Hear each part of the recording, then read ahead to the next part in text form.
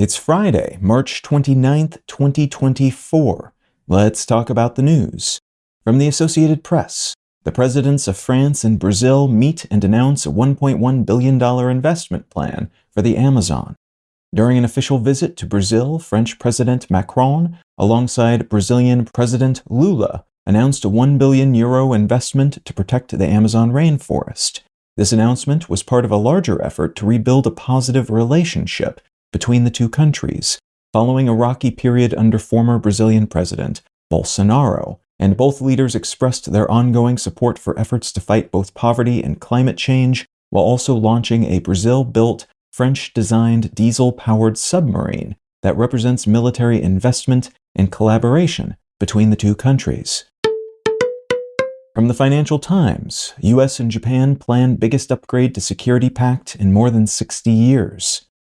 The US and Japan are planning to restructure the US military command in Japan in order to tighten up collaborative organization and military exercises in the region, and they will reportedly be announcing this change when Japanese Prime Minister Kishida visits the White House in April. This is newsworthy in part because it represents even tighter defense ties between the two nations and their allies, giving US military commanders in the country more operational authority. But it's also worth noting because it's one more indicator that Japan is remilitarizing after decades of pacifist policies.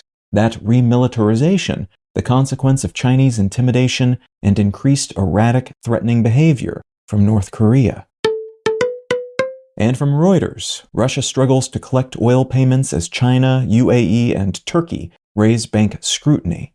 Russian oil firms are facing longer and longer delays in being paid for crude oil and other energy products, as some of their primary customers tighten up their compliance with U.S. sanctions. This tightening up is reportedly the consequence of the heightened threat of secondary U.S. sanctions, the U.S. basically sanctioning entities like banks that defy their sanctions against Russian entities. And that's led to delayed and more erratic payments from customers in China, the United Arab Emirates, and Turkey, complicating Russia's energy market and leading to the suspension of several accounts tied to the purchasing of sanctioned Russian goods. It's still possible to purchase such products from Russian companies, but it's a lot less convenient and simple than before these sanctions were put into place, as buying Russian oil now requires prices stay below a Western nation-enforced cap of $60 per barrel, and there's a lot of paperwork involved to prove such price caps have been honored.